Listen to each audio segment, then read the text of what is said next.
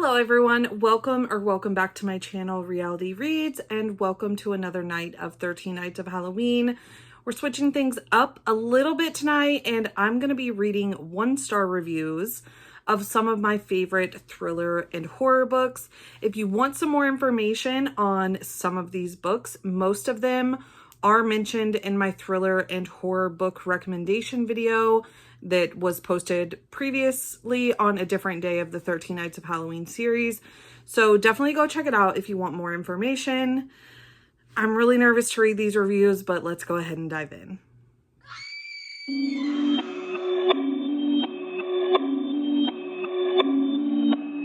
Okay, so we are going to kick things off with The Honeys by Ryan LaSala. This is one of my all-time favorite horror books, and I'm really nervous to see how and why anyone would not have enjoyed this story. But I'm going to use Goodreads just because I know that for the most part, some of these are older books. So I feel like there's just going to be more reviews available on Goodreads, even though I don't really use Goodreads anymore. I only use Storygraph. This says, what the heck did I just read? I had such high hopes for this book. I love mysteries, aka A Good Girl's Guide to Murder, but this wasn't it. The beginning was okay, but it just didn't have a plot in my opinion. Mars was a good character, but the people at Camp Aspen were as expected. Trust no one. Ironically, there was very little about the Honeys themselves. This book was boring and not scary at all, like it was just a regular story. I know some people really enjoyed it, yay for you, but it was just a miss for me, sadly. P.S. I have a hard time with fantasy. I've just tried Cruel Prince. I never finished it, so keep that in mind. Happy reading. Okay, I disagree with them saying that this had zero plot. It very much had a full-on plot and a mystery that you figured out in the end. I don't know if maybe they just didn't quite understand everything that was going on throughout to get you to the end there, but I definitely disagree with this.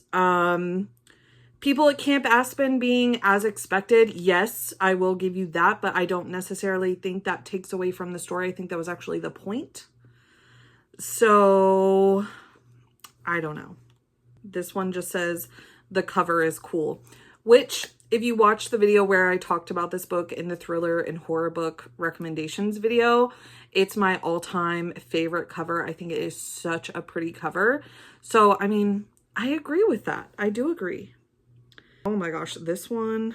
Okay, we're starting off with like, I see capital letters, like all caps lock already. Okay. It says, pretty sure this is the worst book I've ever read. Literally nothing happens until after 200 pages into it. Super boring, and the main character makes being non-binary his entire personality, thus making it the only storyline for the first 200 pages. 0 out of 10, do not recommend. I would have DNF'd, but I bought it without knowing anything about it. The cover is gorgeous, and that's why I bought it, told ya. And since I owned it, I felt obligated to finish it. That's a wild take, because within the first literal couple of pages, some of the craziest stuff happens. So to say that literally nothing happens until you're 200 pages in, did you start on like chapter 3? Also, the part about the main character being non-binary, their whole personality, them being non-binary is such a big part of this book and why certain things are going on, and a big factor as to why they are separated from their sibling at the moment when all of this stuff is going down. Like, it's a whole part of the plot line. So yes, that's why it is such a big deal. It's not just a character trait. It's them being non-binary and coming out, and all of those different kinds of things are part of the plot line and part of why all of this is happening. Are we missing the point of the story? I think that's the problem. This one just says, it's okay, not everyone is meant to be a writer. Oh my gosh, I'm rage baiting myself. This is wild. Oh, that one, they are getting eaten up in those comments as a response to that review. So good on everyone responding. That's enough on this one. I've made myself annoyed enough with all of these comments. In general, so far, I really genuinely think that some of these people did not understand what the story was saying, what the plot was giving, and different things like that. So yeah. The next book that we are going to dive into is Ask for Andrea. I keep hoping that as I pull some of these books up, there just won't be 1-star reviews. Not the case on this one, so preparing to rage again here. I don't know why I thought this was a good idea, but okay. This first one says, I really don't know how this book has a 4+ rating. The story was so basic and not thrilling at all. The characters were all over the place, resharing their stories, and it was pretty repetitive at times. Potentially maybe repetitive, but I would disagree, but I could kind of somewhat understand it. But the reason that they're telling their stories is because the story is told in multiple point of views, but they're telling their stories on their own timeline and time frame, and that's kind of like the whole point. But saying that the story was so basic, I've literally never read a story that's told from this kind of point of view, so I don't know. I don't agree there. Maybe I just haven't read the same stories that they have, and so to them it seems basic, and to me it was something new. There, we can agree on that, I guess, maybe. I am not a DNF person, but this book almost turned me into one. Not sure how this is considered a thriller. Not a single plot twist was had. We are told from the very beginning what happened. The rest of the book is... Okay, I'm actually going to skip this because there's major spoilers in here, so never mind. This one... It says, okay, I don't agree, but it is funny. So like, I will give you that. But it says, instead of asking for Andrea, I would like to ask for a refund as well as the time back that I spent on this book. It's funny. This is definitely an unpopular opinion. However, I did not like this book. Several times I had to make myself keep going instead of stopping. It started off slow, in my opinion. About 50% through, it kind of started picking up. Then the ending was just not good. I had super high hopes with the book and it did not live up to the hype, in my opinion. Like I said, it's a super unpopular opinion.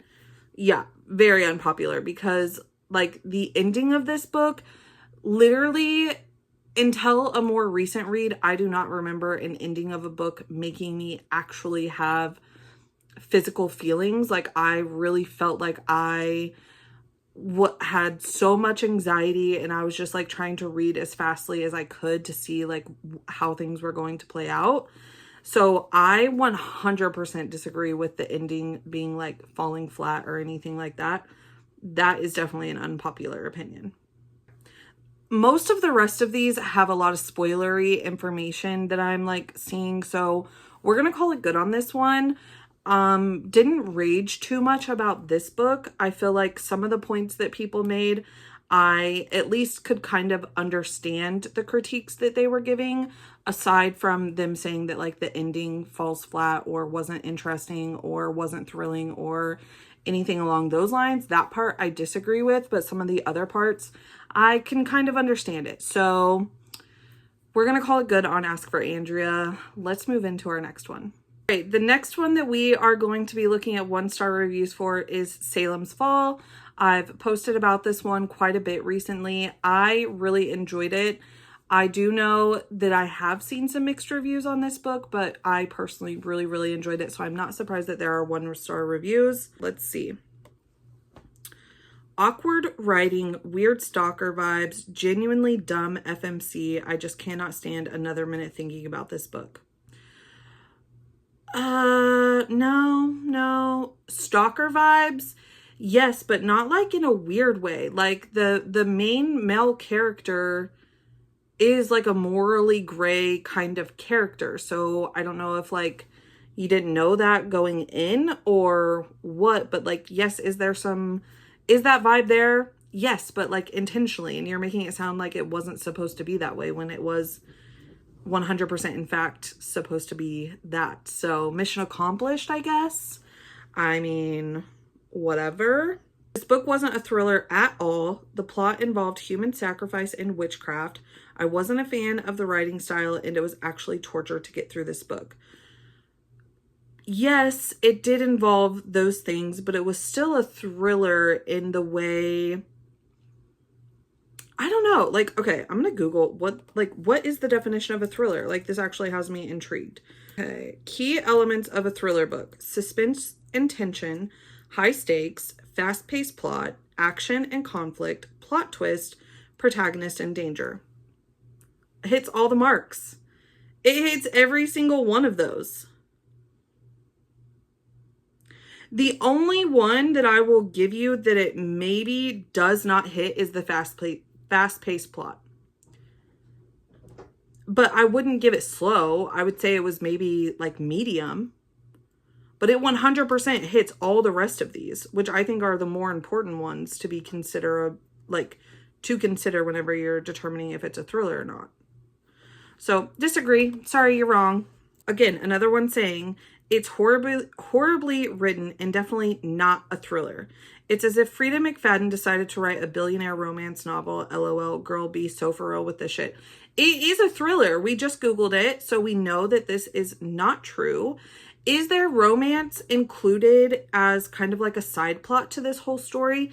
Yes, but it is labeled as, even on the cover of a book, a thriller romance. And the romance aspect of it is a pretty heavy part of the story, but I still would consider it a side part of it because it's mostly about everything else that's going on. There's just like that side little element of a will they, won't they romance.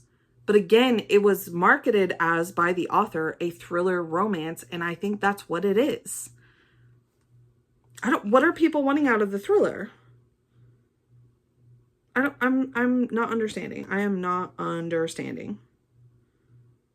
I'm going to read this one because I think this kind of like speaks to some of what I was just saying, even though it is a 1-star review.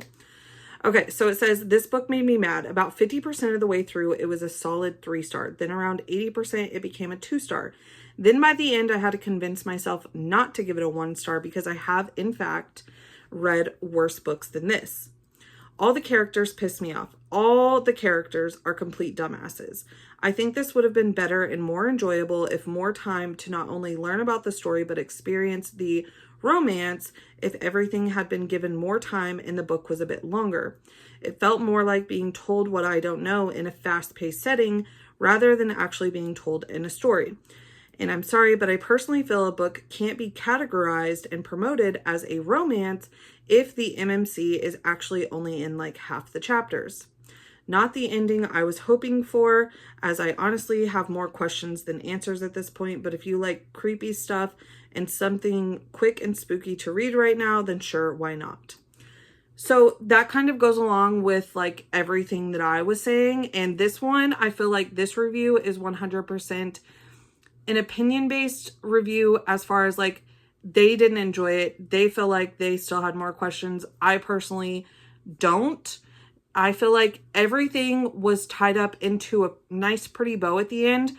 However, I do agree with them that we could have had a longer story and dove into that ending a little bit more than what the author did. I will give them that point. But they're saying like this isn't a romance. It's complete opposite of what some of the others were saying where it was a full-blown romance. And that's why I'm saying this is a thriller with a side plot of a romance, because it is not, the romance aspect of this book is 100% not the main focus of the story.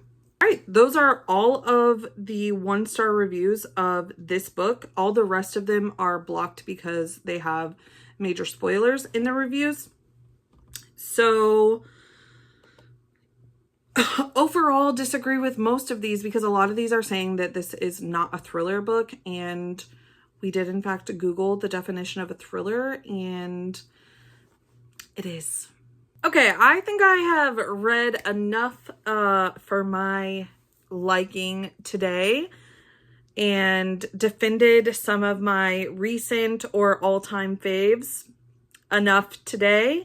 So we're gonna go ahead and wrap this video up. Hope you enjoyed today's video, and I will be back tomorrow with more.